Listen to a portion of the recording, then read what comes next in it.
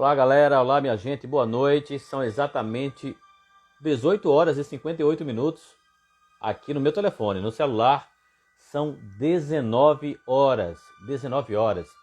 Estamos na terceira temporada das lives Mania de History, agora tendo como tema o cinema. O tema é o cinema, análise de filmes.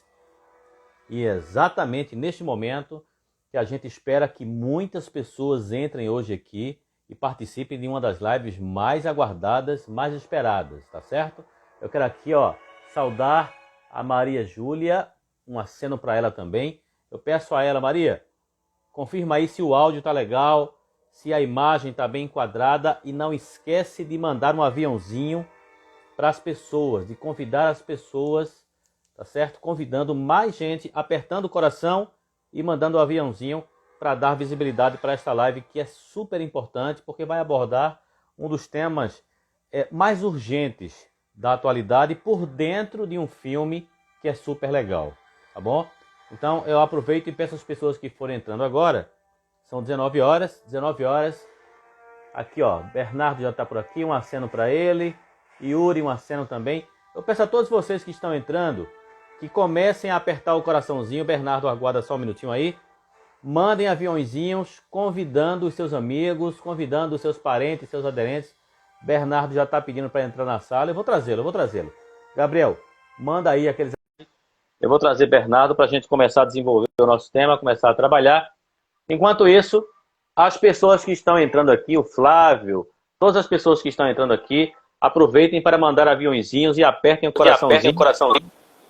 Para dar aquele like e aquele grau de importância à nossa live. Agora, para mim está dando retorno. Para mim está dando retorno. Deve ser outro celular que está aqui. Para mim está dando retorno. Professor Bernardo, boa noite. Professor Bernardo, boa noite. Boa noite, tudo bem? Tudo tranquilo? Luiz? Tudo tranquilo? Tudo tranquilo. Então, boa noite aí a todos e todas. É um prazer estar aqui conversando com vocês para a gente discutir sobre essa obra cinematográfica muito interessante. Vai ser muito bom. Olha, vamos fazer logo aqueles ajustes. Aqueles ajustes. Voz de cabeça. Enquadramento. Como é que eu estou aparecendo aí para você, meu irmão? Tá tranquilo, Luiz. Tá de A boa. A voz. Tá boa também, tô ouvindo bem. A minha também tá legal? Tranquilo, legal? maravilha. Cara, antes da gente começar a nossa live, eu quero agradecer a presença das pessoas que estão entrando aqui. Para mim, tá dando um retorno aqui no meu fone de ouvido. Eu vou ter, né? É um retorno Tá incomodando. Deixa eu tirar também. Tranquilo? Está me ouvindo bem? Tô ouvindo. Então eu vou fazer sem o fone, porque estava dando um retorno horrível aqui. Estava atrapalhando a minha comunicação contigo. Mas antes de chamar o tema da nossa live de hoje, que é super legal, super importante, eu quero agradecer a presença de todos, pedir para que todo mundo continue apertando aí o coraçãozinho e mandando um aviãozinho. Gilmário, muito obrigado pela presença, grande professor. Chamando outras pessoas para esta live, que é super importante. E preparando vocês para o final. No final tem Agatha Christie, tem este romance aqui, O Anjo Perdido, para a gente sortear com os nossos participantes de hoje. Esse romance aqui, História da Menina Perdida. Depois eu vou ler um pouquinho o resumo de cada um. Para quem é religioso, o padre Ayrton também está aqui presente entre nós, através desta obra daqui. Para quem precisa de tolerância, Voltaire, Tratado sobre a Tolerância, nunca como antes, hein? Estamos precisando urgentemente. Olha o presente que o professor Sérgio deu para a gente aqui. No caso, para vocês, para as pessoas que ganham os livros no final. A Metamorfose, de Franz Kafka. Eu tenho 2 deste grande autor aqui, obra literária universal. Tenho também Balzac, depois a gente fala um pouquinho sobre cada livro destes. E esse daqui, de Roger Bastide, Brasil, Terra de Contrastes. É um grande clássico também. Muitos cientistas sociais adoram este livro, este autor. Então, aguardem aí que no finalzinho a gente vai sortear esses livros. temos as canetas Mania de History, tudo isso, Bernardo, são os apoios, são os patrocinadores, aquelas camisas que eu saio vendendo por aí. Eu vou transformando em brindes, eu vou transformando em canetas, eu vou transformando em canecas. E os livros, cara, as pessoas ligam para mim, olha, vem aqui em casa, eu moro em tal lugar, bota no meu WhatsApp o endereço, eu ligo o GPS, chego lá e chego em casa. Tenho mais de 70 livros aqui para distribuir com a galera. É muito legal isso, né? Luiz, eu sou muito ciumento com meus livros, entendeu? Agora eu vou me dispor também a fazer uma doação para você, para também entrar nessa onda boa, né? Nessa onda positiva aí, para a gente levar adiante esse trabalho, viu? Que é muito bonito, né? A leitura ser estimulada é sempre interessante. Hoje eu vi uma aluna lá da nossa escola, no ônibus, com um livro que havia ganho, né? No ônibus, eu digo, olha, muito bom, muito bom. E eu recebi um WhatsApp, uma mensagem de uma amiga minha esta semana, me convidando para participar de um círculo de leitura, um círculo, né? Um grupo de leituras, né? E aí, cara, eu fiquei muito feliz porque parece-me que essa experiência nossa aqui está incentivando pessoas a criarem clubes de leituras. Um outro professor lá em Escada, professor de início, está inaugurando essa experiência na escola dele. Quanto mais isso se multiplicar, melhor, melhor. A gente não precisa de armas, a gente precisa municiar a nossa juventude com literatura, com livros, com cultura, com conhecimento, né, para a gente construir um país decente. Adriel Oliveira, muito obrigado pela presença. Minha querida Rita aqui, muito obrigado a todos vocês pela presença. Agora, Bernardo, eu estou muito ansioso para conversar contigo, para te ouvir sobre o filme A Onda. Eu te confesso que eu assisti ele, eu acho que por duas vezes, acompanhei algumas resenhas, alguns comentários, algumas análises, mas assim, eu fiquei impactado demais com este filme alemão, A Onda. Mas a partir de agora eu vou passar a palavra para você, e aí você fala sobre o que você quiser a respeito do filme, inclusive sobre os responsáveis por essa obra fantástica, premiada aí em diversos eventos do cinema mundial. Então, com a palavra, o professor Bernardo, da escola, eu ainda estou decorando o nome, ETE, advogado David Gil Rodrigues, é isso mesmo? Isso. Agora vai. Ver Luiz e companheiros e companheiras que estão aqui conosco nesse momento que eu acho fundamental. Primeiro eu quero fazer uma consideração breve sobre a importância do filme A Onda, como o Luiz disse, que é um filme alemão, de 2008, que inclusive teve premiações internas na Alemanha. Ele ganhou prêmios em festivais do circuito alternativo alemão, apesar de ter tido um sucesso também de bilheteria significativo. Em algumas semanas de exibição, ele chegou a 3 milhões de espectadores nos cinemas. Então, é um filme que consegue juntar aí duas coisas, que ter sido um sucesso da crítica e também ter sido um sucesso de bilheteria, para os padrões do filme que é, né? Ele é um filme de 2008, como eu frisei há pouco, e ele é uma obra que, do ponto de vista, fazendo uma rápida consideração de crítica cinematográfica, o filme A Onda, ele não é uma grande produção, né? Ele não chega nem perto da superprodução que foi Matrix, por exemplo, a trilogia Matrix. Não chega nem perto. E também não é uma obra cinematográfica que se destaque pelo virtuosismo da técnica, né? Tipo, é uma narrativa bem linear, ou seja, é uma história narrada com começo, meio e fim, não há praticamente nenhum flashback, retorno, inovação narrativa, mas o conteúdo do filme é excelente, não é? As interpretações são maravilhosas. O forte do filme é esse, é a carga das interpretações.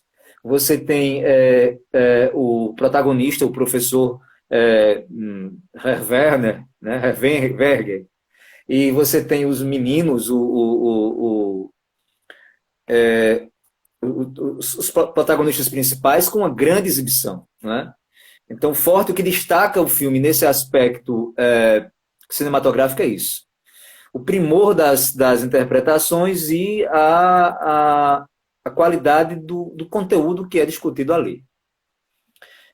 Feita essa consideração rápida, eu quero falar sobre a contextualização, né? Porque eu penso que a obra de arte, eu sempre digo isso, ela não é só uma expressão de busca pela beleza. Ela é também, claro, uma expressão de busca pela beleza, mas ela é também ela é uma forma de que nós possamos dialogar com o nosso tempo através dela, né? Tem um intelectual alemão, Walter Benjamin, que ele traz uma reflexão muito interessante. Ele diz que quando você analisa uma obra de arte, você consegue transformar a obra de arte e se transformar também. Ou seja, você acrescenta algo àquela obra de arte, porque ela é uma obra que é aberta, e você também não é o mesmo quando se depara com ela. E isso acontece toda vez que você assiste esse filme A Onda, não é? Então, é importante perceber o seguinte: o filme A Onda, ele é um filme essencial para a época que nós vivemos. Eu já fiz uma live anterior, no início da pandemia, em que eu abordei a ascensão do fascismo. E eu tive a opção de escolher esse filme, justamente porque eu quero construir uma linha de falas que chamem a atenção para como é importante a gente entender a emergência desse fenômeno que é o fascismo. Então, não tem um filme mais importante para a gente assistir, discutir, entender o mecanismo e a funcionalidade dele do que esse filme A Onda, por tudo aquilo que a gente está vivendo hoje. Nós estamos assistindo à ascensão de um método fascista no Brasil, estamos assistindo à emergência de ideias fascistas no Brasil, e é preciso ter a clareza de como é que essas coisas se manifestam. De fato, o filme ele é baseado em fatos reais. Ele é baseado em duas coisas: num livro, né, e num projeto que foi feito por um professor de história norte-americano, em que ele impactado pela pergunta de um aluno, tal como acontece no filme, impactado pela pergunta de um aluno que pergunta: mas será que seria possível, provável, que existe uma outra ditadura como essa? No caso, a pergunta foi nos Estados Unidos, na Califórnia. E o professor refletiu sobre isso e ele quis mostrar aos meninos e meninas que sim, era possível, era provável que acontecesse de novo, que emergisse uma ideologia como aquela, né? E a partir dessa inquietação, o professor, na Califórnia, ele constrói esse projeto que acaba inspirando, isso foi na década de 1960, que acaba inspirando o filme, que é 2008. Todo mundo aqui sabe, acredito que sim, que não sabe, como esse tema é delicado na Alemanha. Na Alemanha, falar sobre nazismo, falar sobre fascismo, é um tema muito delicado. Tanto é que, eu não sei se vocês prestaram atenção no início do filme, quando o professor está na sala de aula começando o projeto, que o projeto no filme é dividido em duas salas. Uma sala para a autocracia e outra sala para a anarquia. Né? Aí, quando ele começa a falar sobre isso na sala da autocracia, um dos meninos diz: de novo? Nós vamos falar sobre fascismo de novo? Isso já aconteceu na Alemanha. Isso é passado, isso não acontece mais. Então, isso mexe com o povo alemão, é um tema muito sensível. Então, rapidamente, o filme é justamente isso. O enredo do filme, basicamente, é esse. A história de um professor que precisa dar uma disciplina que é um projeto eletivo na escola, um projeto de explicar o que é autocracia, Esse projeto se divide em duas turmas, uma que fala sobre autocracia e outra que fala sobre anarquismo. E explicando o que é autocracia. A autocracia é todo governo que é totalitário. É todo governo que parte que acontece onde uma pessoa, um indivíduo ou um único partido controla todas as estruturas da sociedade. Então, o professor ele tem que dar aulas desse tema, e para dar aula sobre esse tema, ele propõe um desafio para os alunos, e a proposta desse desafio é justamente mostrar para os meninos e meninas que sim, eles podem se envolver com uma ideologia, com um método nazista e fascista, e podem acabar se tornando também defensores dessa prática. No meio do caminho, as coisas fogem do controle do professor, e não só os alunos, mas o próprio professor acaba também se envolvendo com essa prática nazista e fascista, o que leva o filme a um desfecho terrível, né? Não é dar spoiler, porque todo mundo aqui já assistiu o filme. O filme termina com mortes, né? Com a morte de um dos alunos, que por ser muito fragilizado acaba se envolvendo demais com a criação do movimento. Então, o que é que eu quero chamar a atenção para vocês? É que, para você entender esse filme, primeiro você precisa entender alguns conceitos. O primeiro conceito é o conceito de fascismo e nazismo. O outro conceito é o conceito de anarquia. Não sei se vocês perceberam, mas durante o filme fica meio que uma rivalidade, meio que um confronto entre o grupo da Onda, que é o grupo criado na escola, e o grupo dos anarquistas, que não é um grupo organizado. Você percebe mais quando os meninos eles saem à rua para pichar paredes, para pichar coisas na cidade com o símbolo da Onda, eles se confrontam com anarquistas. Tem até um momento em que um dos anarquistas parte para a violência com o grupo dos meninos da Onda, né? Então, existe sim, eu quero que fique bem claro isso para vocês, existe sim uma oposição profunda entre anarquismo e a ideologia nazi-fascista. Então, primeiro, o que é que a gente entende por anarquismo? O anarquismo é uma ideologia de esquerda, é uma ideologia anticapitalista, e é uma ideologia inclusiva. O anarquismo ele não é de maneira alguma discriminador. Ele não separa as pessoas. Ele é inclusivo. Já a ideologia nazi-fascista, ela é uma ideologia conservadora, ela é uma ideologia que não se propõe destruir o capitalismo, e ela é uma ideologia que tem como essência a separação das pessoas em grupos, sendo que um dos grupos é o grupo privilegiado, é o grupo escolhido, eleito, e o outro grupo, e os outros, né, que ficam fora do grupo, são aqueles que não são classificados como pessoas capazes ou íntegras, né, para pertencer a ele. Então, essa é a primeira oposição que precisa ficar bem clara. Até já, Luiz, isso é bom para a gente acabar com uma polêmica tola que existe por aí na internet de dizer que o nazismo e o fascismo são de esquerda. Não sei se você já ouviu falar isso. Isso ainda rola no WhatsApp de muita gente por aí. É uma coisa totalmente ultrapassada, né? E é bom que isso fique claro, né? O nazismo e o fascismo jamais são classificados como esquerda. Por quê? Por um motivo muito simples.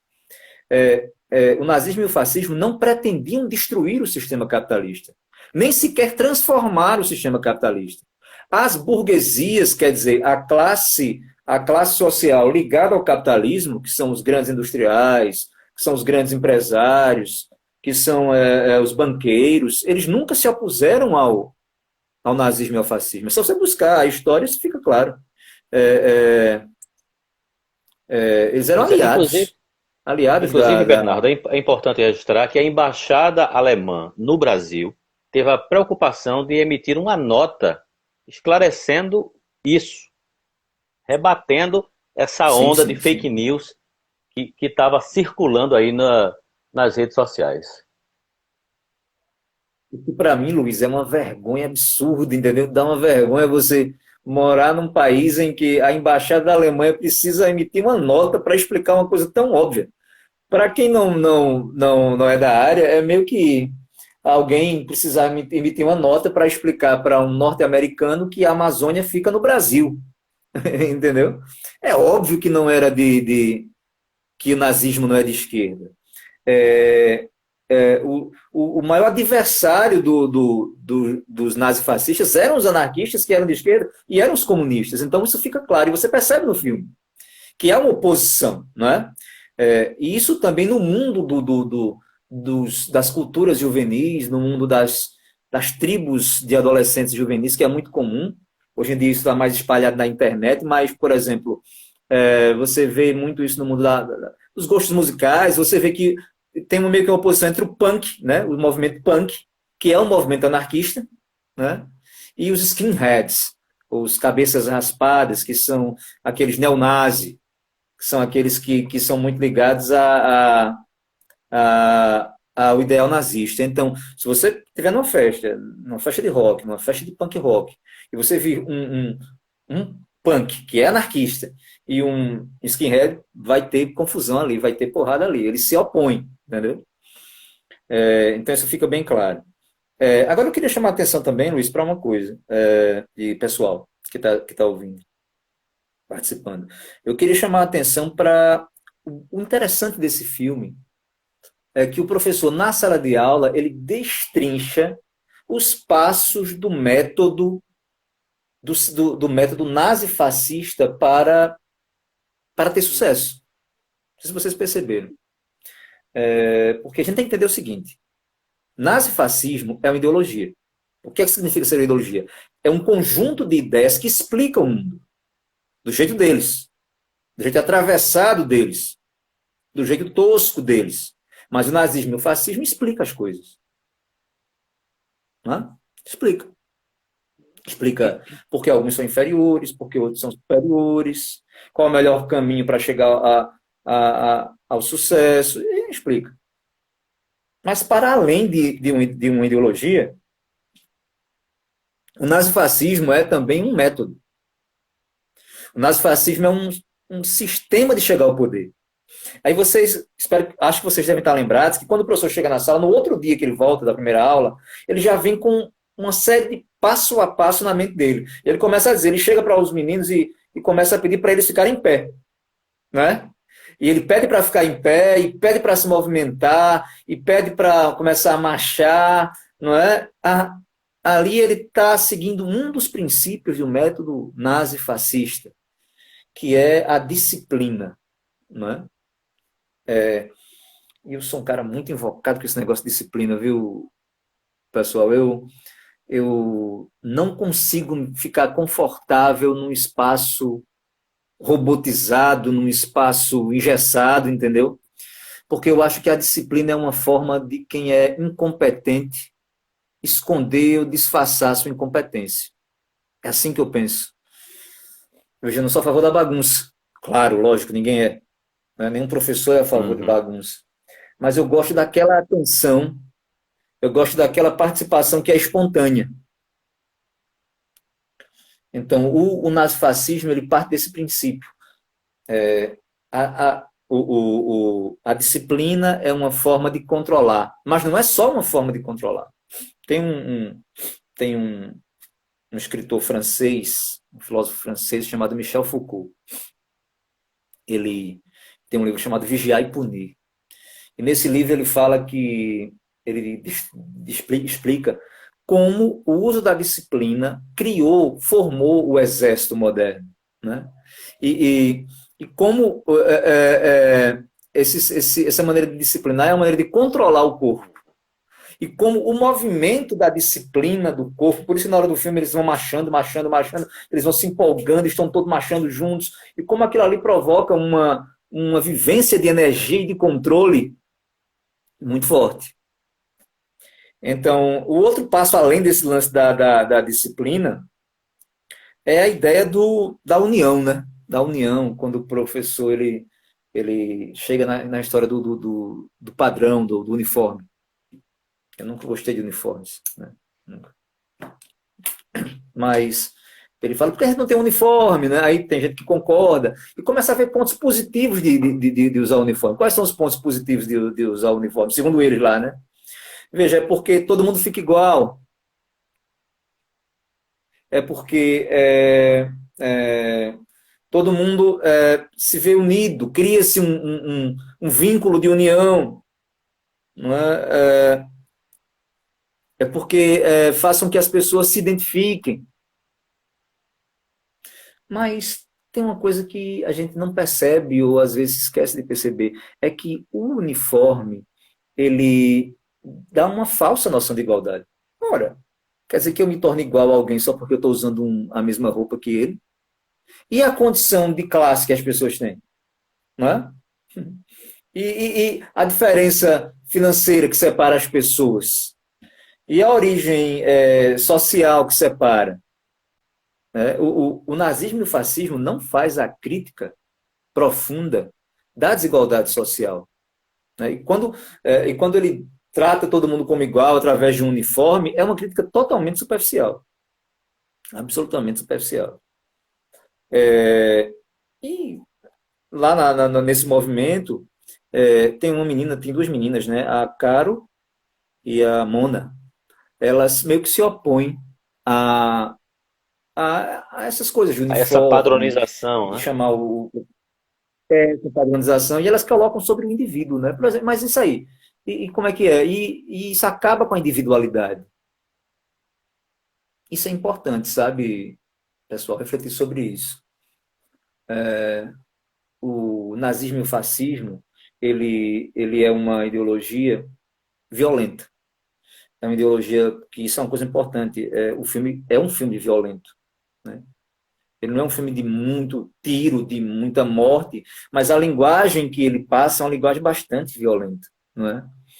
É uma violência meio que escondida, meio que velada, mas é uma violência presente no filme. A violência, ela é um dos pilares do nazismo e do fascismo.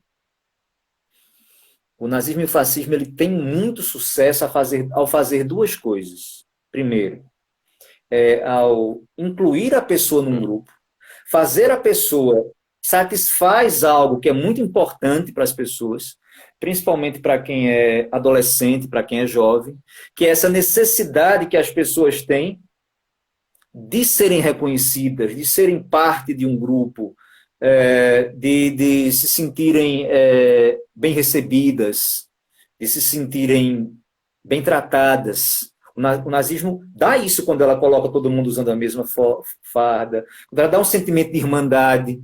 Não sei se vocês estão lembrados, mas tem um momento muito interessante no filme em que o garoto que trafica, né, que é o mesmo que depois, ao final, se suicida, quando ele que antes era meio que excluído do grupo, tem um momento em que ele sai da escola e ele é meio que pressionado por meninos que não são do grupo A Onda. E aí, nesse momento dele ser pressionado, garotos que antes o perseguiam, eles se aproximam do menino e dizem, não, você agora é nosso. Pense, Luiz, pensem, companheiros que estão ouvindo, pensem como aquela pessoa se sente feliz, a descarga de energia, de satisfação que tem alguém que antes era excluído, deve se sentir fazendo parte de um grupo. Às vezes a gente se pergunta como é que, vou dar um exemplo aqui, como é que os policiais, alguns policiais, conseguem concordar ou ver certas coisas, certas violações da lei, e, no entanto, fazerem vistas grossas, né?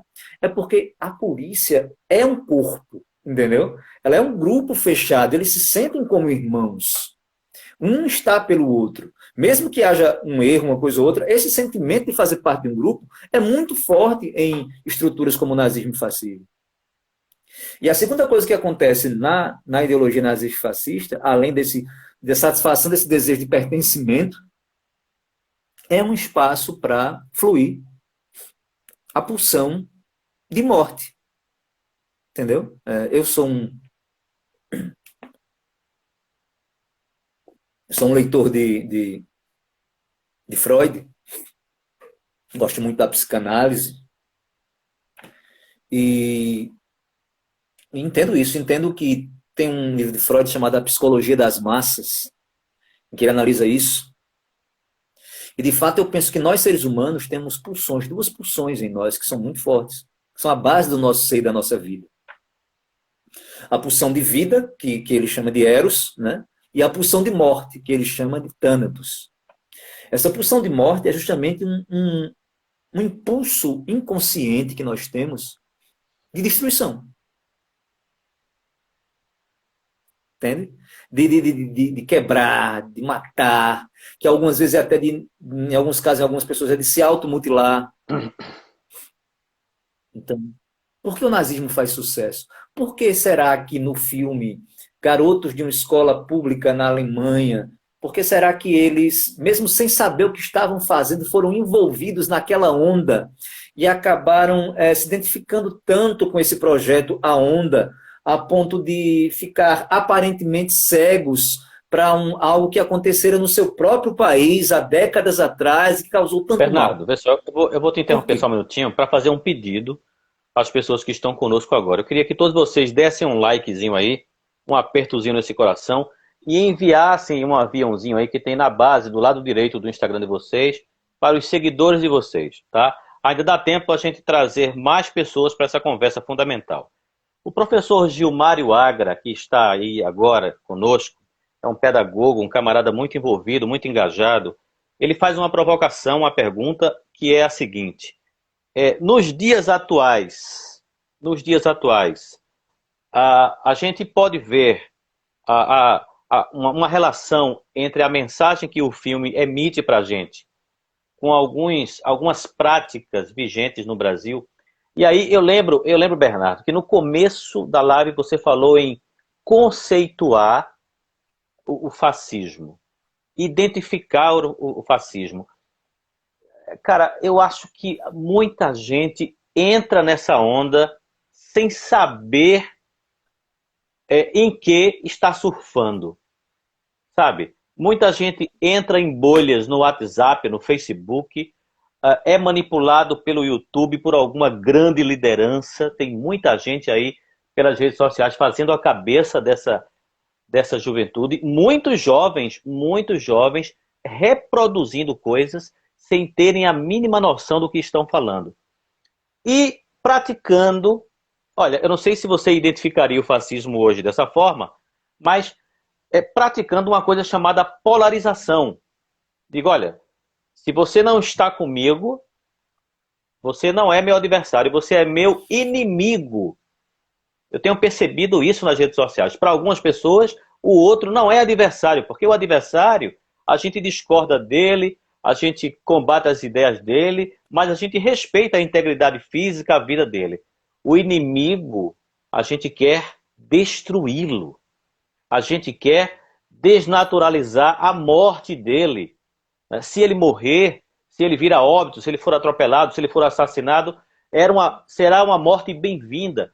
E eu estou percebendo neste Brasil de hoje, não sei se você vai concordar, aproveitando a provocação do professor Gilmário, uma certa naturalização da morte.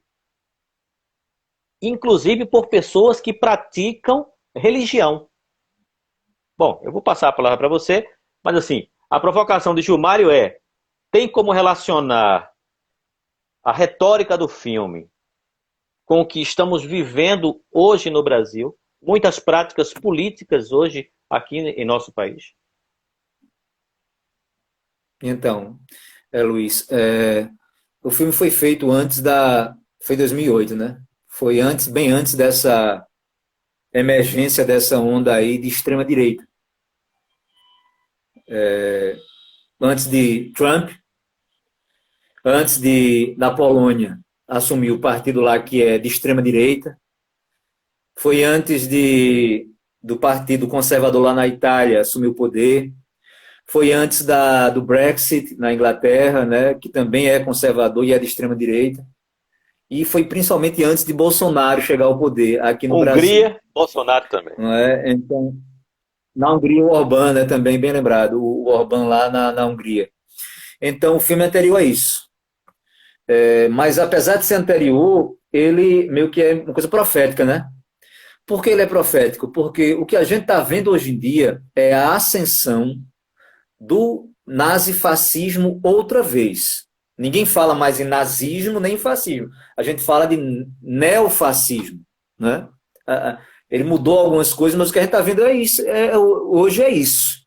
O que é que a gente está vendo hoje? O que é que está subindo em cotação hoje em dia? Defender escolas militares, né? Que é o quê? O que é que se elogia mais nas escolas militares? Disciplina. Não que disciplina seja ruim, mas ela só é boa quando ela é espontânea. Né? Ela só é boa quando ela é uma coisa que flui de um envolvimento genuíno.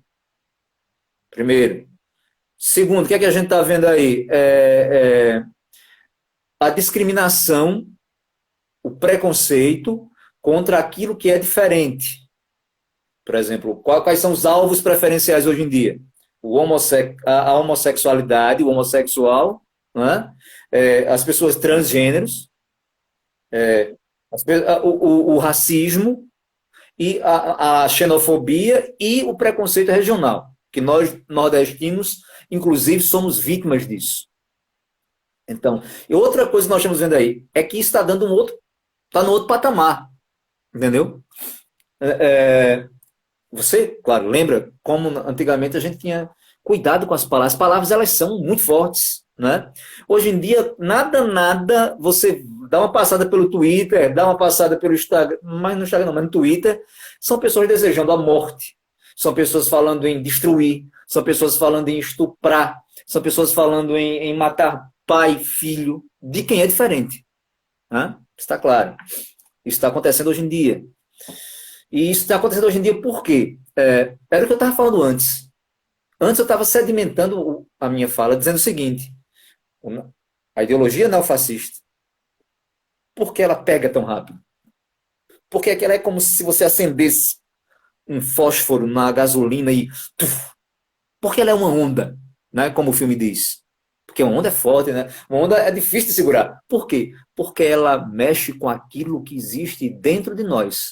Ela não coloca nada de diferente em nós. É preciso a gente ter muita humildade e sinceridade para entender que o nosso primeiro impulso diante do diferente é discriminar. Você lembra que no filme, no comecinho do filme, alguns jovens contestaram o regime democrático? Criticaram a classe política, Sim. criticaram a democracia, a corrupção, etc. e tal. Era como se aquele sistema, olha só que coisa incrível, estivesse em crise para eles, eles não acreditassem naquele modelo. E aí o professor veio com aquele laboratório. Assim, o laboratório, né, o projeto, para mim, fica claro que ele chega para dar aulas, ele começa a perguntar, fazer perguntas para os meninos sobre o que é uma autocracia, sobre o que é um regime ditatorial, o que é um regime autoritário, e o que muda, né, o que vira a chave é quando ele pergunta: será que poderia acontecer de novo na Alemanha? E o menino diz que não, que isso não era possível. Isso assusta, não é? Isso assusta, e aí ele tenta mostrar através do experimento que é possível sim. Né? E eu digo que é possível sim, por quê? Porque o nazismo e o fascismo mexem nos botõezinhos certos na gente. Né? Ele não coloca nada de diferente na gente. Por exemplo, pensar em destruir, essa energia de violência está presente em nós. Bernardo, A gente tem que lutar contra ela. O Vietnã, até há pouco tempo atrás, com 100 milhões de habitantes, fronteira com a China, 100 milhões de habitantes, fronteira com a China, não tinha tido 50 mortes por Covid-19. O Brasil já vai beirando aí as 250 mil mortes. Os Estados Unidos em primeiro lugar com mais de 500 mil mortes. Você acha que deixar morrer, atrasar a vacinação, impedir que as pessoas mantenham, estimular a aglomeração, estimular a contaminação, você acha que essas coisas seriam práticas neofascistas?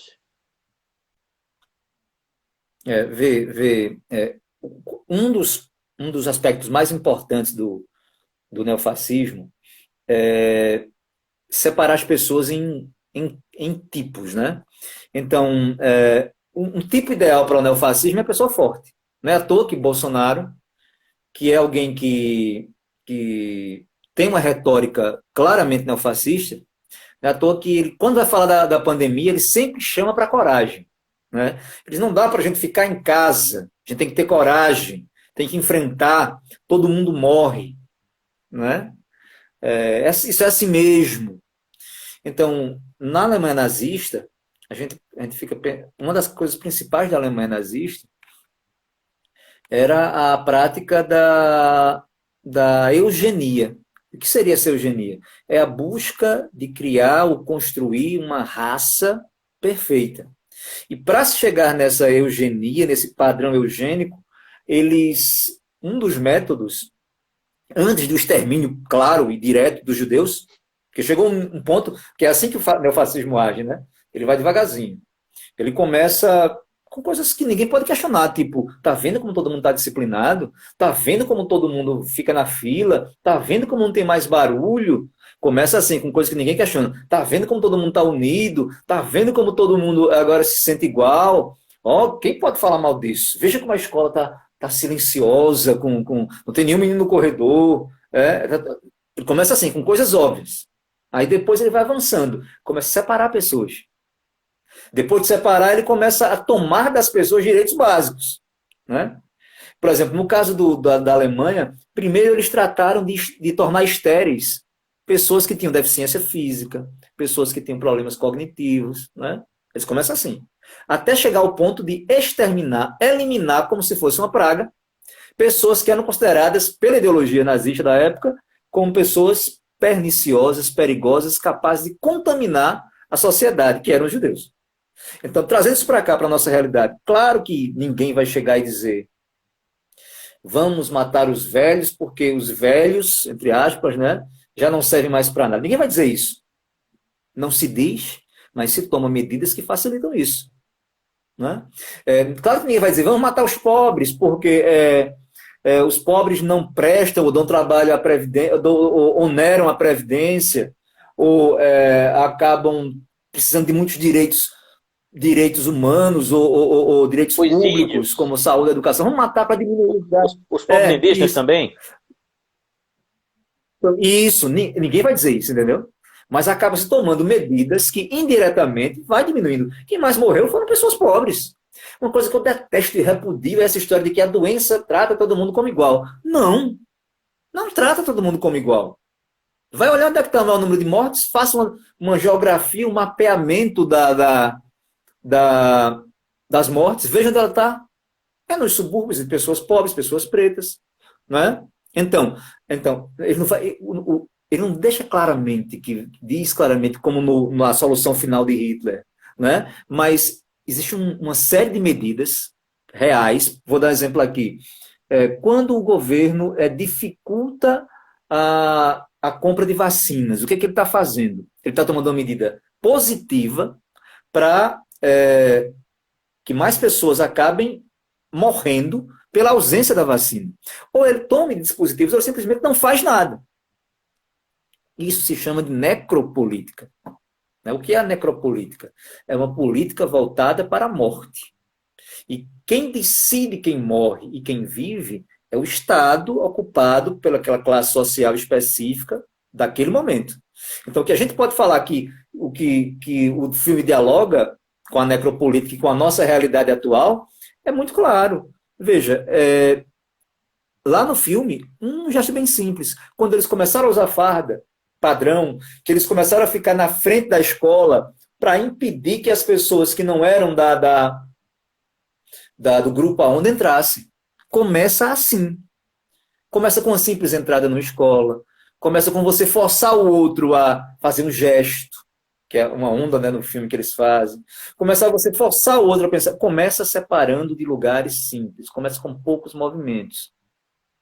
Quando você não percebe, quando você vai perceber, a pessoa já está sendo privada de direitos básicos, como direito à saúde, como direito a uma vacina, por exemplo. Vou dar um exemplo aqui, bem claro. O governo está com a proposta agora de permitir a empresas privadas comprarem, esse é um projeto do Congresso, do Senado Federal, comprar vacinas, né? Que vão respeitar as prioridades, mas vai chegar um momento que vai ser repassado para a iniciativa privada. Fazer isso, Luiz, fazer isso, companheiros e companheiras que estão ouvindo, participando dessa live, permitir que a iniciativa privada comece a vender vacina antes dos demais é uma ação de necropolítica. É uma ação de escolher quem vai morrer ou quem não vai. Baseado com o quê? Qual o critério? Condição financeira. É a mesma coisa da proposta nazista e fascista na Itália e nazista na Alemanha. Quem escolhia quem ia viver e quem ia morrer? O Estado. Qual era o critério que eles usavam? A condição de ser de uma raça pura. A mudança aí é só de o que separava na Alemanha nazista era a raça pura. O que é que vai separar no Brasil? Quem vai ter direito a ficar vivo? É quem tiver condições financeiras de comprar a vacina, o que acaba tendo também uma leitura racial. Porque a gente sabe que quem tem mais dinheiro no Brasil são as pessoas de ascendência branca. Portanto, a naturalização da morte daria para a gente identificar hoje dentro de um conceito neofascista. Com certeza. O neofascismo, ele aparentemente, a ideologia nazista-fascista, ela defende a vida, né? Ela defende a fertilidade, defende a força. Você pode ver que os heróis nazistas e fascistas, as peças de propaganda dos filmes são sempre muito fortes, muito altos, muito bonitos, loiros, né? Ela defende a vida, mas ela defende a vida de um grupo. Ela exclui os outros. Ela associa os judeus, os negros, os ciganos, os homossexuais, os deficientes, pessoas com deficiência, portadores de deficiência, a não vida, entendeu? Ela, fingindo um discurso de vida, ela acaba operando uma separação que cola a todo aquele que não se encaixa nos padrões deles a morte, entendeu? Mas o que eu acho interessante no filme é que ele mostra que isso é muito fácil de pegar. É muito fácil de colar. Isso responde muito a algumas de nossas dúvidas. Por exemplo, eu creio que quem está aqui nessa live, mais ou menos, tem uma perspectiva semelhante de perceber as coisas. O espanto que eu tive quando eu vi a ascensão do bolsonarismo no Brasil. Né? Não sei se vocês também sentiram isso. O espanto de ver aquilo que não era confessado por ninguém. Vocês falavam essas coisas, vocês falavam escondido, né? E ver alguém dizer que o preto mais leve lá pesava 8 arrobas. Vê. Como é que uma pessoa dessa chega ao cargo do presidente da República? Né? Como é que alguém que diz tem que matar... E foi aplaudido em um evento de judeus. Sim. Perfeito. Como é que alguém diz assim, ó, tem que matar mais ou menos uns 30 mil, Luiz? Ele falou isso abertamente. Isso rodou pelos WhatsApps do Brasil inteiro. E as pessoas votaram nele, ele dizendo isso. Né? Ele disse assim, ó, ele disse, você sabe que eu sou a favor da tortura. Assim mesmo. Tem que torturar. Isso não foi escondido. Ele não fez demagogia. Você pode acusar Bolsonaro de muita coisa, mas de ser demagogo, de esconder os seus princípios, esconder quem ele era, não. Né? E aí, eu e outras pessoas, nós ficamos pensando, como é que alguém que faz isso, que diz isso, né? Que diz claramente que se um filho dele fosse homossexual, ele dava uma surra para ele aprender. Como é que a pessoa dessa ganha a eleição? Assiste o filme A Onda. Veja como é que meninos e meninas, adolescentes, que tinham a vida deles, que estavam preocupados com os namoros deles, com as peças teatrais deles, com o grupo de música deles, com a história pessoal deles, que o menino estava pensando que ia para, não sei se é para a Espanha, que ia para a Espanha. Eles estavam naquele mundo deles lá. Como é que, de repente, em uma semana, eles começam a separar os outros em grupos, a ser violentos. Como é? O filme A Onda explica o fenômeno do bolsonarismo no Brasil, Armar, que se espalhou principalmente nas armar a redes sociais. população. Armar a população, alegando que ela vai ter o direito à defesa. Seria também enquadrável dentro desse conceito do neofascismo? Veja, é preciso fazer uma correção histórica. Veja, o nazismo e o fascismo, eles não eram a favor de armar a população em massa. Não, porque eles queriam ter, na verdade, um controle da população, então quem devia estar armado era o exército. No caso, o exército, a marinha, a aeronáutica, as forças bélicas Estado. Então, é verdade que é do Estado. É verdade que armar a população em massa não é uma prática do nazismo e do fascismo. Não como o Bolsonaro está querendo fazer aqui. Essa ideia ele importa do liberalismo norte-americano. Né? Essa ideia ele importa da ideia norte-americana. É uma ideia, armas para a população é uma ideia tipicamente norte-americana, que vem lá desde da luta pela independência dos Estados Faroeste. Unidos. Né? Quando eles lutaram contra, né? Quando eles lutaram contra os ingleses, tem até um filme, O Patriota, que é um filme bem legal também, né? Com o Uhum. Mel Gibson. Eles lutaram lá contra os ingleses, os norte-americanos, as 13 colônias, não tinham um exército. Então, foram eles que, as armas que eles tinham que lutaram. Então, inclusive, lá na Constituição norte-americana tem uma emenda que é quase uma emenda pétrea, né? Que todo cidadão americano pode ter arma de fogo para defesa pessoal ou para a formação de milícia. A milícia lá, o termo milícia lá, não é como nós temos milícia aqui, né? Milícia é um grupo armado de cidadãos que luta contra a opressão do Estado. Isso não é, de fato, não é nazismo nem fascismo. Mas o que é que o nazismo e fascismo faz? Ele instiga a violência, né? Ele instiga a violência. Por exemplo, você sabe, Luiz e colegas, que o fascismo começou como um grupo de combate, né? O nome inicial do fascismo era Fascio di Combate. Era um grupo de jovens suburbanos italianos, né? Doidos por violência para expressar essa pulsão de morte, né? Que se reuniam armados com armas brancas. Eles eram armados com facas, com soco inglês, com cacetetes. E o lance deles era acabar com as manifestações dos socialistas e dos anarquistas italianos. Então, eles tinham uma greve ali, os fascistas iam para lá e quebravam, e acabavam com a greve na porrada. Tinha uma passeata de comunistas italianos, eles iam lá e acabavam com a passeata na violência. Então, foi assim que Mussolini ganhou o apoio da burguesia, porque ele era o adversário ideal contra a ascensão comunista. Então, apesar de não defender o armamento da população dentro da lei, o nazismo e o fascismo têm uma retórica de violência. E no filme isso fica claro quando o cara vai fazer um logotipo lá e desenha um revólver. Né? Eles começam a... assim, a violência, mesmo que ela não esteja no início da proposta nazifascista, porque ninguém vai chegar, como tem um ditado popular que diz que quem quer pegar o canário não espanta, né? Não afasta. Quem quer pegar a galinha vai devagarzinho.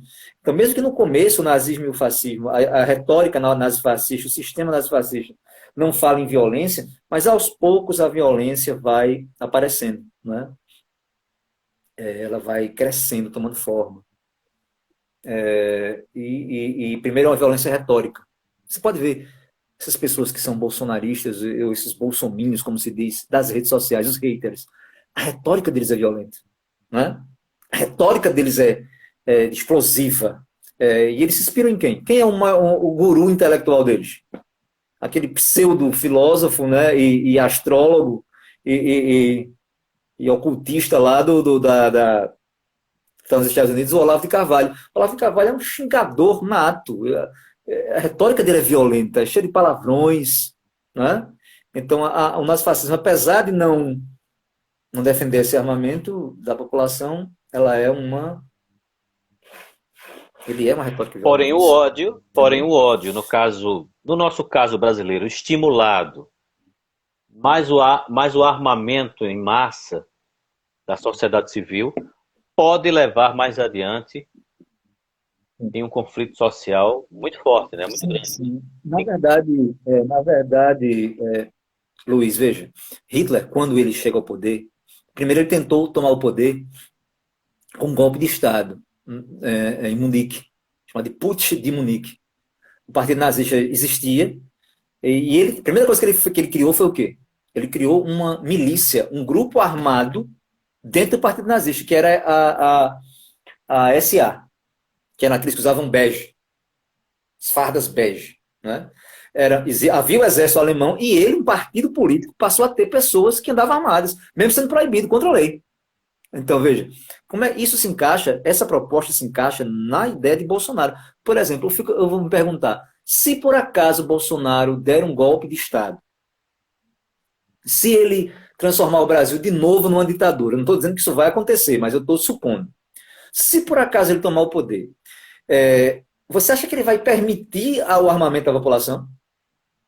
Vocês acham que ele vai continuar estimulando que mais e mais pessoas comprem armas? É óbvio que não.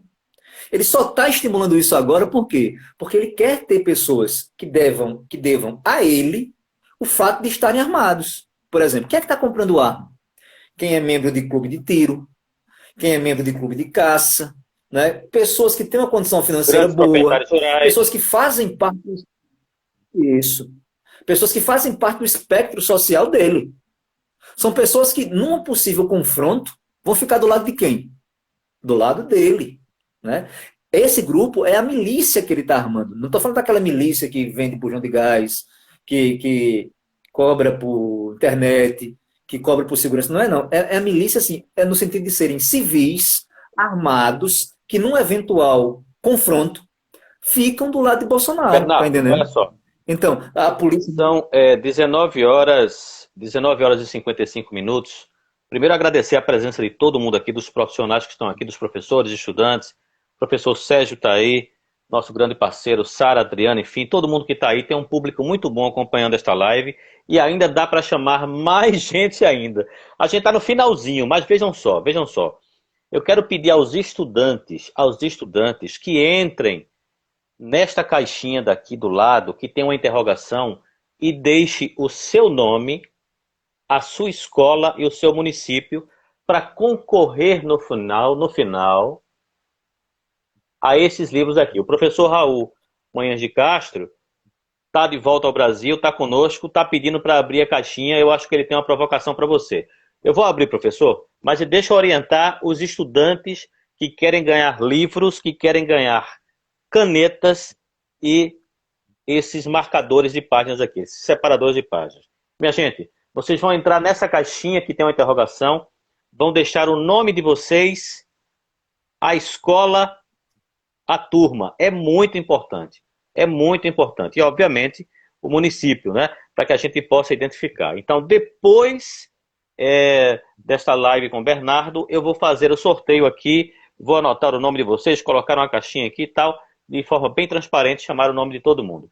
Mas deixa eu ver o que é que tem aqui pra gente, Bernardo. Vou ter alguma coisa aqui para você. Olha só, não sei se dá para ler aí. Professor Sérgio, a gente pode inclusive ler umas 3 provocações aí.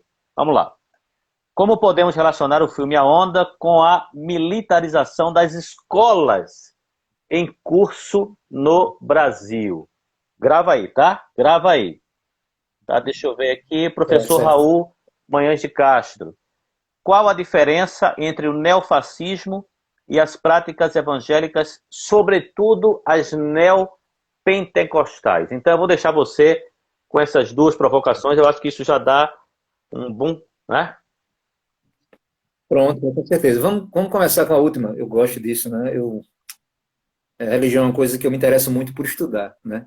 Eu não sou uma pessoa religiosa, de prática religiosa, nem de percepção religiosa, eu não entendo o mundo de maneira religiosa, não entendo, mas eu me interesso muito por ler e estudar sobre a religião. Eu queria falar, companheiro, da semelhança, né? Porque tem muita coisa semelhante entre o movimento neopentecostal e o movimento neofascista. Não é à toa que casou tão bem. Né? Não é à toa que, se você fizer uma pesquisa existem pesquisas do apoio que Bolsonaro tem no meio evangélico, neopentecostal, e até mesmo, a gente culpa muito os neopentecostais.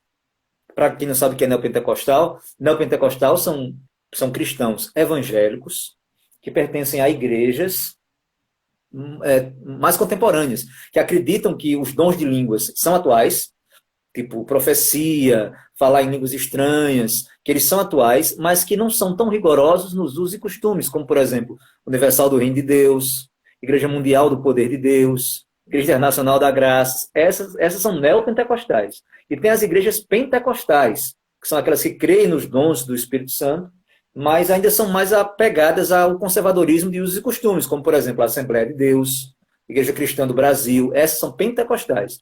E as reformadas ou tradicionais são as igrejas como a presbiteriana, como a anglicana, não é?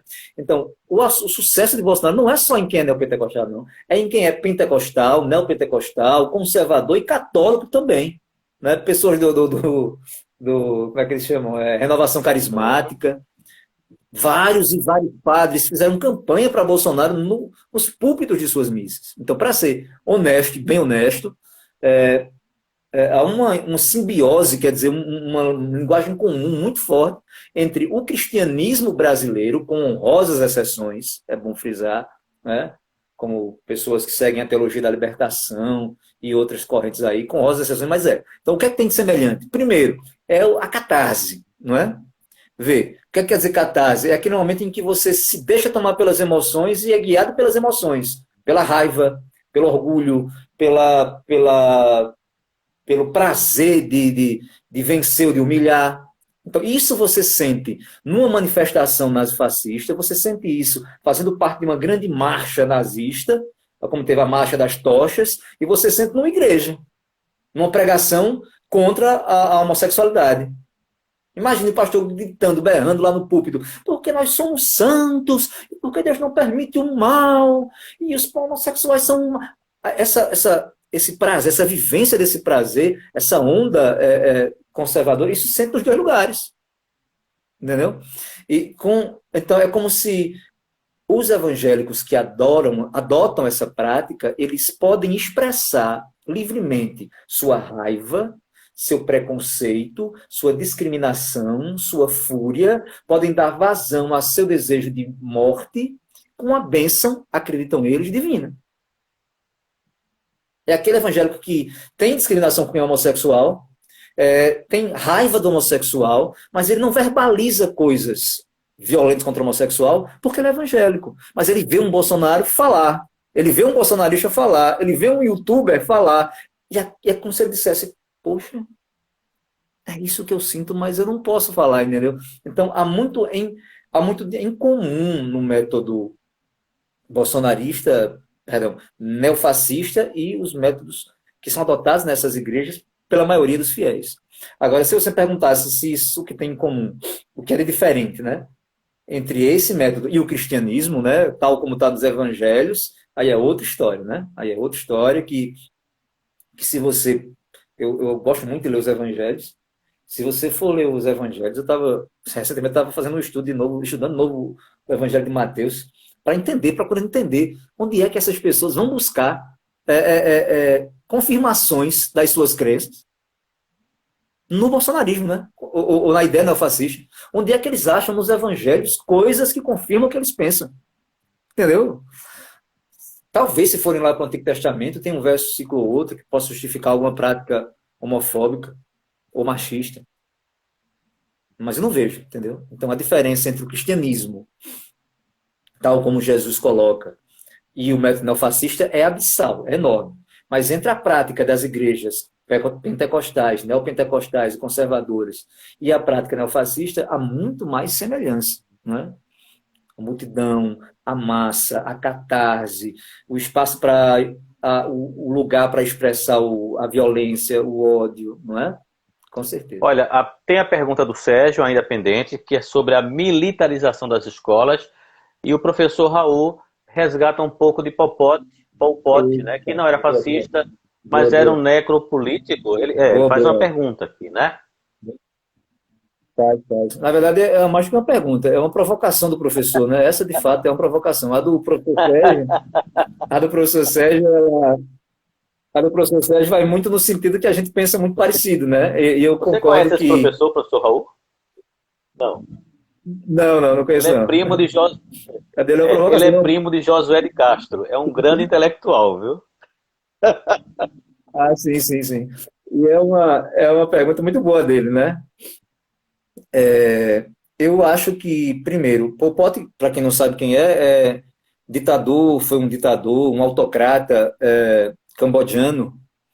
Ele foi um dos fundadores e líder, e até teórico, do Khmer Vermelho.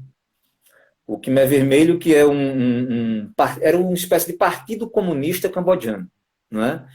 No início muito influenciado pelas ideias da Revolução Chinesa, né? Mas que acabou tomando um caminho muito próprio, muito pessoal e absurdo. É bom deixar bem claro que o que aconteceu no Camboja foi um dos maiores genocídios que a humanidade viu, não é? A ideia do Pol Pot, do Camboja, era que a revolução ela precisava acontecer, como essa é a ideia da revolução socialista em si, é refundar a sociedade, né? Os socialistas eles pensam em superar o capitalismo, destruindo o capitalismo e refundando pela raiz essa nova sociedade em novos princípios. O Pol Pot ele dizia que era preciso eliminar toda a estrutura urbana, capitalista, intelectualizada da sociedade cambodjana. Então, por isso, o grande alvo de preconceito do Pol Pot era as elites intelectuais do Camboja, a burguesia cambodjana. E como acontece em todo movimento totalitário, quer dizer ao professor Raul que eu compartilho muito do ponto de vista de Hannah Arendt, de que o totalitarismo ele não é apenas de direita, né? Que existe o totalitarismo de esquerda também, que é expresso no stalinismo, por exemplo, no maoísmo, por exemplo, e teve essa característica bem essas cores bem idiosincráticas no Khmer Vermelho, com Pol Pot.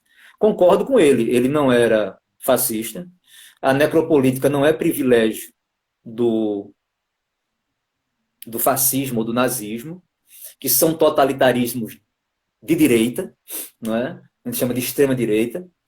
Ela também acontece em expressões à esquerda, sim. Né? Exemplo do que aconteceu no Khmer, perdão, no Camboja, e a exemplo do que aconteceu na China também, na União Soviética com Stalin, com toda aquela onda de massacres feitos no governo stalinista. Então, é verdade, professor. É verdade, concordo, sim. E sobre a... Não é privilégio, não. Mas é bom que a gente fique atento, porque, claro que a provocação do professor, com certeza, é bem intencionada, mas pode ter pessoas que. Alguém que utilize vou pensar um exemplo da esquerda para tentar credibilizar um discurso de extrema-direita, né? Que se está atento para isso. E a pergunta do professor Sérgio sobre a ideia de Sim. militarização das Eu escolas. estava conversando com ele sobre isso. Eu conversava com o Sérgio sobre isso. Eu acho que deve ter opção, sabe, Luiz? Eu penso que um dos princípios da democracia é que as pessoas tenham liberdade para se educar, para viver experiências educativas do jeito que elas acharem melhor. Né? Claro que eu prefiro, vou ser sincero a você, se eu fosse um pai de um filho, eu fosse um evangélico, eu não ia colocar meu filho numa escola religiosa, de confissão religiosa. Eu não colocaria. Bernardo, Por quê? desculpa, você se importaria de transcorrer aí um pouco das suas ideias enquanto eu vou tomando nota? Ótimo, essa água aí faz muito bem a garganta, a saúde. Enquanto eu vou tomando nota do nome de alguns alunos e colocando aqui no papelzinho para a gente sortear daqui a pouco. Você quer que eu vá? Você continua falando, inclusive voltando para o filme, que eu acho que é muito importante, o desfecho final desse filme, que está disponível no YouTube, eu não sei se está na Netflix, eu não encontrei na Netflix, eu encontrei uma série, A Onda e tal, mas o filme eu encontrei no YouTube, né? Mas assim, eu não sei como é que está a tua agenda, o teu horário aí, porque se você não puder fazer isso, vai ser muito rapidinho, eu posso liberar você, tranquilo, pronto, então não, fica à vontade, enquanto isso eu vou abrindo essa caixinha aqui, vou tomando nota dos nomes das pessoas que vão Tranquilo. concorrer aos livros agora, daqui a pouquinho, no final da nossa live. Tá certo. Então, só para continuar com a pergunta do professor Sérgio, falando da educação, eu acho que sim, que é possível ter pessoas que queiram que seus filhos estudem em escolas militares. Escolas que pegam a estrutura de uma pedagogia e fazem um diálogo com princípios presentes na estrutura militar. Eu acho que é possível. Mas eu acho que isso deve ser uma opção. Que fique bem claro que isso deve ser uma opção. E uma opção pontual. Né? Não é o que a gente está vendo acontecer no governo de Bolsonaro. Né? O que a gente está vendo é que ele pegou a ideia de escolas militares como algo para ser implementado como uma política pública mais ampla. Né? E essa política pública mais ampla passa a ser uma propaganda do regime dele, do governo dele. E ele passa a vender a escola militarizada como uma espécie de receita para resolver os problemas educacionais no Brasil. E esse é que é o problema. A solução dos problemas educacionais do Brasil não passa por uma escola militarizada. Não passa pela escola confessional. A escola confessional é aquela escola em que a pedagogia dialoga com a religião. Não passa por isso, passa por outras coisas. Então, eu não sou totalmente contra você. Quer colocar meu filho na escola militar? Coloca teu filho para fazer uma prova seletiva e entrar na escola. Tem aqui em Recife, tem a escola militar do Nordeste, né, que fica perto da Universidade Federal. Tem a escola de policiais militares aqui. Quer colocar? Coloca. O que não adianta é você começar a contestar. Por exemplo, o que o Bolsonaro fez? Ele pegou a escola militar como se fosse uma espécie de espelho inverso do que ele fala de método Paulo Freire. Era como se fosse assim, o método de Paulo Freire é um fracasso, torna nossos alunos mais burros, forma militantes e não pessoas capazes de ler e interpretar. A solução para isso é militarizar as escolas. Não, está errado. Então, eu concordo com o Sérgio, nesse aspecto eu acho que as escolas militares não são saída para a educação brasileira. A saída passa por outras coisas.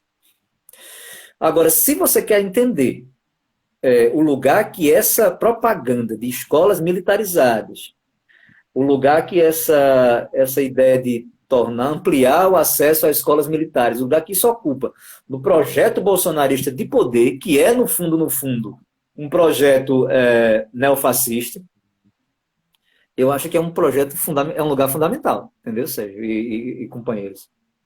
É uma disputa pelo poder. Eu acho engraçado como essa nova direita brasileira, e mundial, né? Ela fala muito de um intelectual italiano chamado Antonio Gramsci. Ele que foi um dos fundadores e chegou a ser presidente do Partido Comunista Italiano. Ele era um admirador do bolchevismo, né? Gramsci, ele foi preso quando Mussolini tomou o poder e no cárcere ele escreveu uma série de obras de análise da conjuntura política, social e cultural, e essa obra ficou chamada de Os Cadernos do Cárcere. O Gramsci, ele criou um termo chamado hegemonia, que hegemonia significa o controle, exercer o poder. E daí surge a ideia de que as pessoas devem lutar pela hegemonia. Daí surgiu a ideia de guerra cultural, batalha cultural, como que se os trabalhadores e trabalhadoras deveriam lutar para dominar a cultura, para, através desse domínio da cultura, ter hegemonia no país. E o pessoal da direita fala muito, inspirado pelo Olavo de Carvalho, fala muito que existe uma guerra cultural acontecendo no mundo, onde a disputa é pelas escolas, a disputa é pelas universidades, a disputa é pela mídia, não é? Eles querem tomar o espaço que eles acreditam que é da esquerda. E, nesse sentido, Bolsonaro tem dado passos muito significativos. Um deles é essa proposta de militarizar as escolas, que só não teve mais sucesso, pessoal, pela incapacidade das polícias militares de gerir as escolas. Entendeu? A verdade é essa. As escolas geridas pela polícia militar não são bem-sucedidas. O fato é esse. Existem muitos conflitos, né, deixado aberto, e também pela própria reação do grupo de oposição a essa onda conservadora, que também tem combatido esse avanço dessas escolas. Mas, para além das escolas, Bolsonaro também luta nessa guerra cultural. Por exemplo, o que é que ele faz? Eu acredito que ele, desde que Dilma e Lula, e até desde Fernando Henrique Cardoso, eu acredito que sempre os presidentes respeitavam a eleição para reitor das universidades, nomeando o que ganhava as eleições. Bernardo, né? Mestre Felipe do Sertão do Pajeú, por que o fascismo encanta tantos indivíduos, inclusive entre os mais prejudicados? O que é que leva um pobre a defender ideias que só beneficiam os ricos e os ditadores? É uma boa provocação de Felipe. Muito boa. O filme responde isso. Lá no começo, quando o professor estava perguntando as coisas para os alunos, ele pergunta o que é que favorece uma autocracia. Aí uma aluna diz, injustiça social. Vocês pensam que os adeptos do nazismo eram pessoas da elite econômica? Não. Nem o nazismo, nem o fascismo nasceram sequer na classe média italiana e alemã. Eles nasceram de pessoas pobres, de pessoas que nós classificaríamos como classe C e D e E, que eram vítimas de uma situação econômica deplorável no pós-Primeira Guerra Mundial, pessoas desempregadas, pessoas sem perspectiva financeira. Foi ali que o nazismo funcionou, foi ali que o fascismo floresceu. É porque nós que somos de esquerda, a esquerda tem várias cores, né? Tem vários matizes, desde o mais vermelhão até aquele vermelho rosa, né? Eu xingo rosa aqui de... Nós de esquerda achamos que só tem um discurso que fala para quem é pobre, e não. A nossa proposta é uma proposta pode ser de destruir o capitalismo ou até mesmo de transformar o capitalismo, mas a nossa proposta é de oposição ao capitalismo. Mas existem vários discursos que falam para o pobre dentro do capitalismo, dentro da lógica do capitalismo, e tem sucesso, que é como o nazismo e o fascismo fizeram. Como é que eles respondem essas perguntas? O que é que a esquerda disse para um pobre? Qual é que tem para dizer? Você é pobre porque o sistema no qual você vive é um sistema que te explora, ele é desenhado por quem domina, e quem domina precisa te explorar para prosperar. A solução é você ou fazer uma revolução e acabar com o domínio dos ricos, ou se unir em partidos políticos, ganhar espaço político, fazer leis que modifiquem. É isso que a esquerda diz. O que é que o nazismo e o fascismo diz? Você é pobre porque algum sacana, que não é você, que não é os seus familiares, que não são os seus vizinhos mais próximos, que não é alguém que acredita como você acredita, alguma outra pessoa estranha está lhe prejudicando, está tirando o que é seu. A culpa é deles. Qual dos dois discursos é mais simples de ser entendido? O nazista, o alemão simples, trabalhador, que ganhava salário mínimo na Alemanha, que estava lá perdido, sem dinheiro para fazer a feira, ele ia entender que o sistema capitalista estava desenhado para explorá-lo, ou ele ia entender que a culpa era do judeu, que já era esquisito, que já era estranho, que ele já não ia com a cara dele, porque que já havia esse povo que não acredita em Jesus, que já havia esse povo que não come o que a gente come. Então, a raiva, a resposta que o fascismo e o nazismo dá para quem é pobre, é muito mais simples, porque mexe com a emoção que já está lá nele, que é a inveja, que é o ressentimento. Isso é muito comum, entendeu? Professora Andréia, lá de Escada, um país em crise dá maior abertura para a entrada do fascismo. E a Emanuela, mestre, então podemos pensar que a falta de formação, ou seja, educação, eu acho que pode-se abrir espaço para a proliferação dessas ideias fascistas, né? Meu querido Bernardo, eu vou passar a palavra para as suas considerações finais, de antemão agradecendo imensamente a sua disponibilidade, agradecendo ao professor Sérgio, agradecendo à ETE, a Silvano, a todos vocês que emprestaram Bernardo para esta live educativa, literária.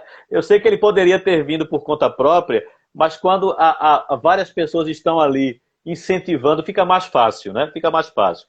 Daqui a pouquinho o Bernardo vai fazer as considerações finais dele, eu vou liberá-lo, que ele precisa descansar, que amanhã ele vai trabalhar, e eu vou sortear os livros.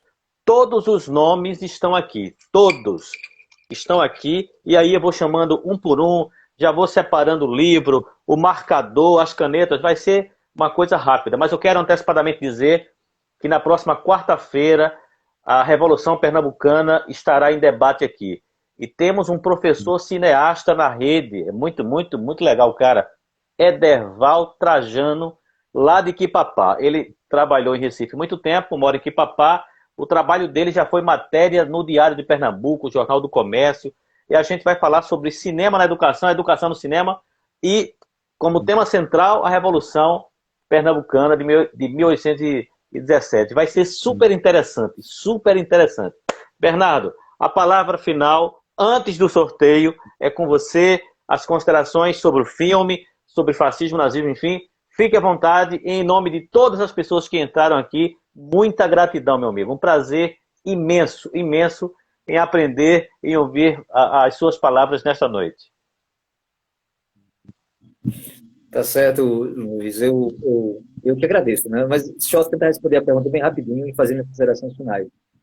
A professora que falou sobre a ausência de educação.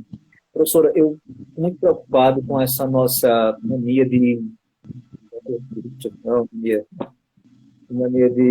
colocar a educação como uma espécie de... Não que você tenha feito isso, mas tem muita gente que coloca a educação como uma espécie de superpríncipe, né? Se fosse assim, nós não teríamos também intelectuais nazifascistas, né? E temos vários. Martin Heidegger, os maiores filósofos, inclusive eu admiro bastante o pensamento de Heidegger, foi um defensor, em determinado momento de sua vida, foi um defensor do nazismo. Então, não é qualquer forma de educação, não é instrução só, entendeu? Não é conhecimento por conhecimento. Eu pego uma grande influência para mim, que é a influência do professor Paulo Freire, né? Tem que ser uma educação libertadora. Tem que ser uma educação que seja precedida por uma leitura do mundo, entendeu? Tem que ser uma educação que assuma um lado. Não é errado assumir um lado. Neutralidade não existe. Não existe essa de vou fazer uma educação, escola sem partido. Isso não existe. Você não consegue dar aula de matemática, de química, de física sem escolher um lado. O professor, a professora, tem que escolher um lado. De que lado ele está? Algo que é contra preconceito, a discriminação, contra as injustiças sociais. Você tem que escolher esse lado. E fazer essa educação libertadora. Se você, professor, professora, fizer essa educação libertadora, o nazismo e o fascismo não vai florescer, não florescerão. E uma coisa interessante que eu posso fazer um gancho com o filme é isso, é florescer, né? No filme tem um menino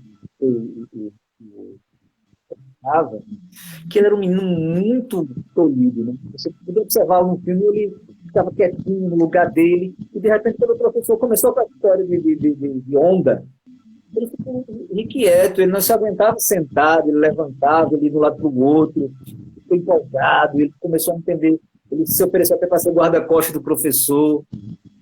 É como se ele estivesse florescendo, desabrochando para uma coisa maravilhosa. Mas a gente viu que, no final de tudo, o desabrochar dele não foi para algo maravilhoso. Foi um desabrochar para uma desestruturação dele mesmo. Ele não começou um processo de florescimento, certo? De destruição interna. E o suicídio, né, que teve um filósofo chamado Camus, ele dizia que o suicídio é, na verdade, a única questão filosófica que vale a pena, né? Eu digo que o suicídio dele é muito emblemático. porque é meio que um símbolo do que a geração 90 pode fazer consigo. Tem uma fala no filme que um garoto diz assim: nossa geração tem um motivo para seguir em frente. E ela vai para um lado para o outro. Aí você diz: sabe que é a pessoa mais pesquisada no. Ele disse: Paris Hilton, que é uma socialite, né? É isso que eu digo para vocês: a gente não pode que essa geração de adolescentes caminhe para uma desestruturação, né? Estão me ouvindo agora. A vida, ela é um campo aberto de possibilidades que pode dar muito mais para vocês, dependendo da linguagem que vocês queiram falar na vida. Se for uma linguagem de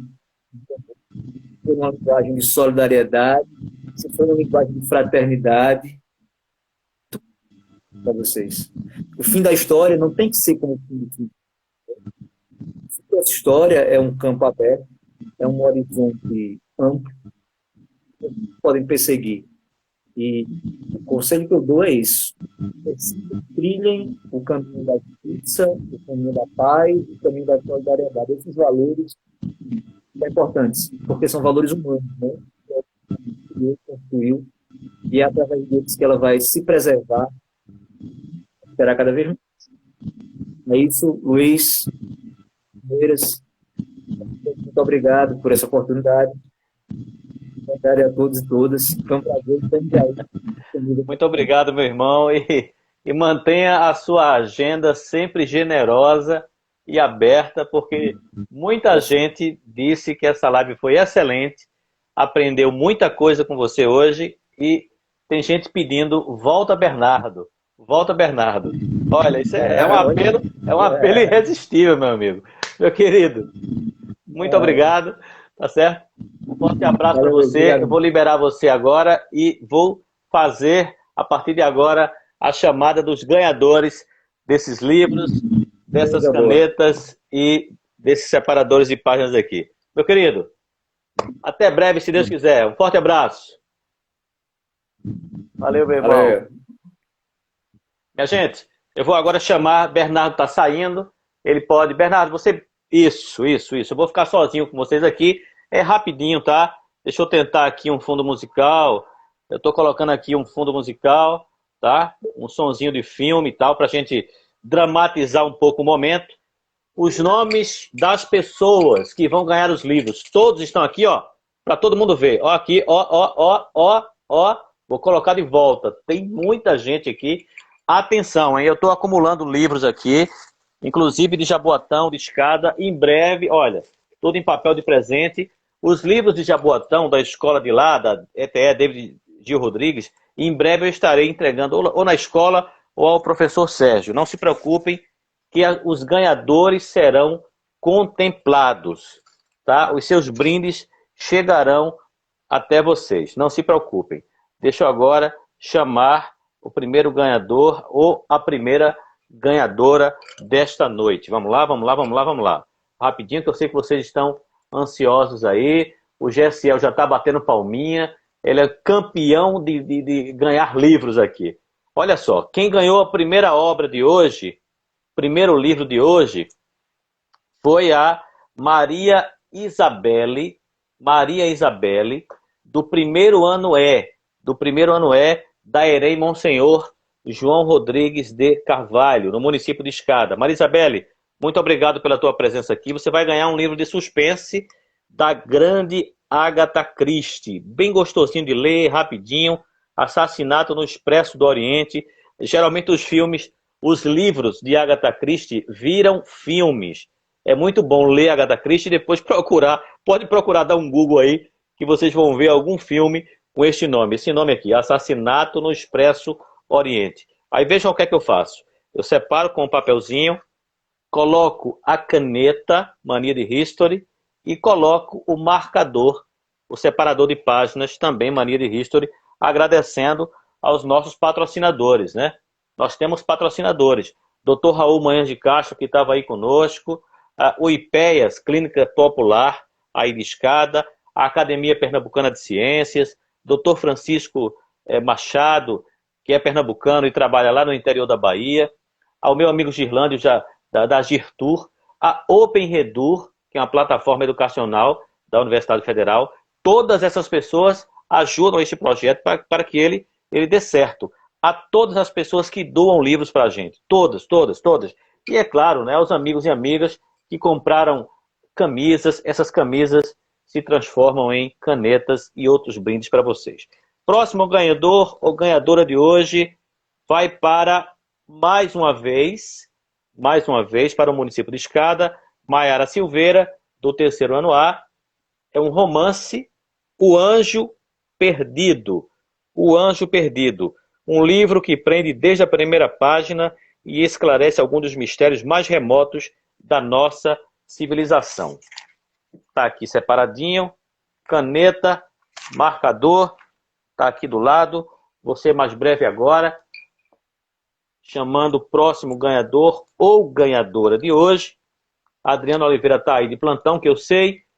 Eita, não é possível não, não é possível. Sérgio, o que é que a gente faz com esse menino, Sérgio? O que é que a gente faz com esse menino? Gessiel Campelo. Gessiel Campelo, é incrível, é impressionante. Olha a obra que vai para você, cara. Tratado sobre a tolerância do grande pensador francês Voltaire. Tolerância, você vai adorar este livro. Para mim, tem a tua cara, meu irmão.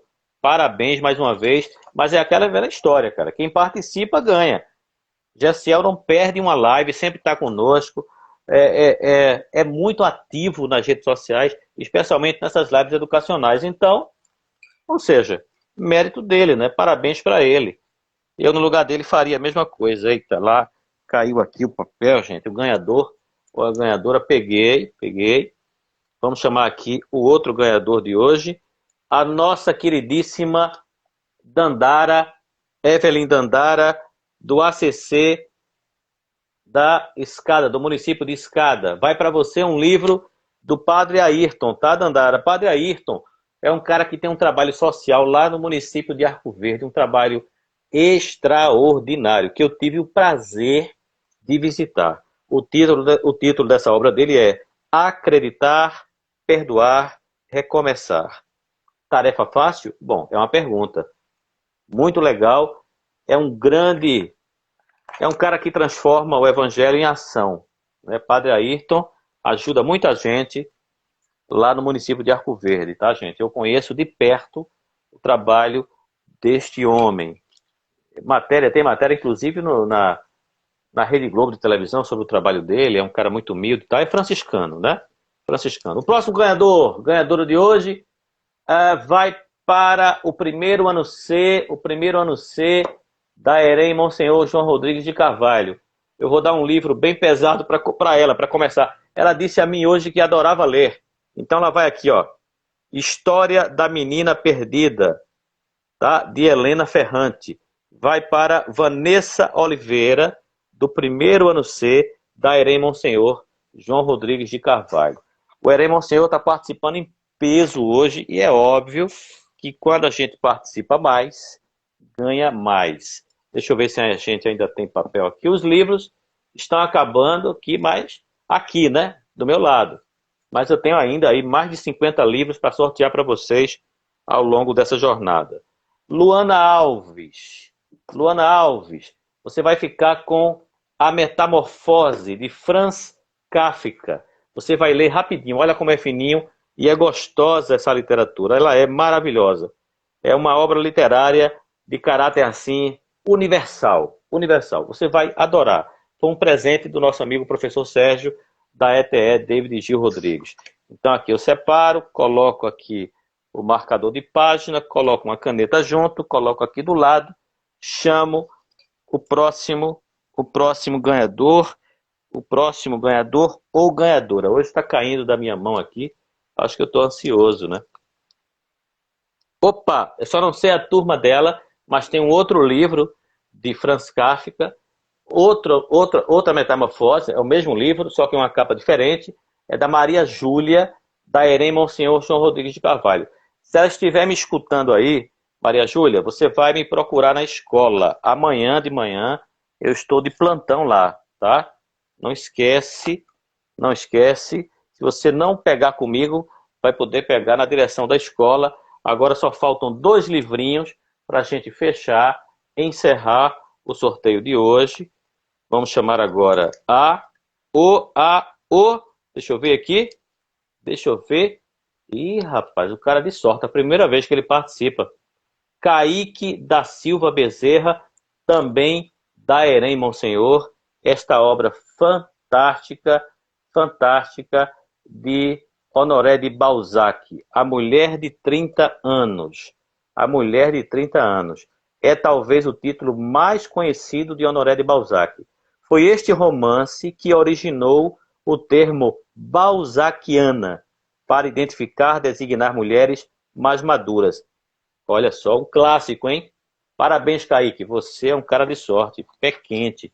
Primeira vez que o cara participa e já ganha um livro, um marcador de texto e junto uma caneta para ele. O último livro de hoje, olha, para quem gosta de pesquisar, para quem gosta de conhecer o Brasil, olha, eu vou dizer uma coisa, gente, é um livraço. Tá aqui, ó.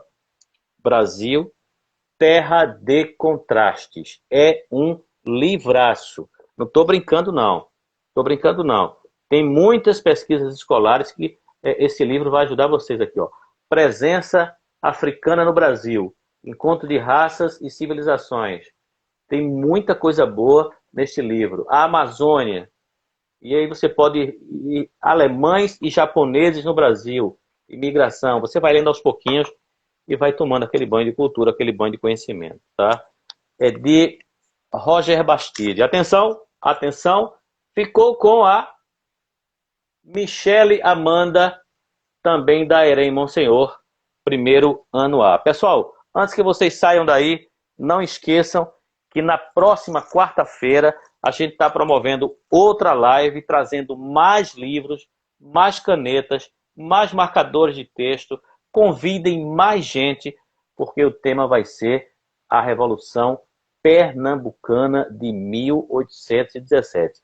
E o professor que está vindo aí é fera, fera. Adriano Oliveira, muito obrigado. João Paulo, Gigdálias, eu acho que você pegou o seu livro, hein? Você pegou, né? Muito obrigado pela presença de vocês todos aqui.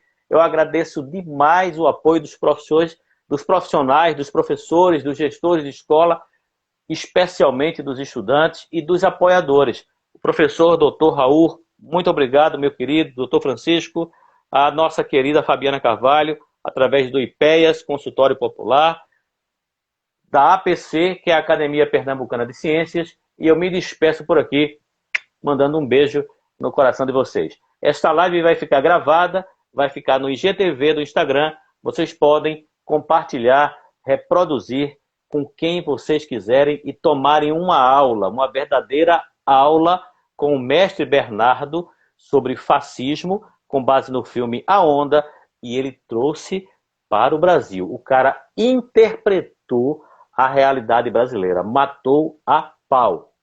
Galera, um beijo, um abraço e até o próximo encontro, até a próxima quarta-feira, se Deus quiser. Fui. Valeu.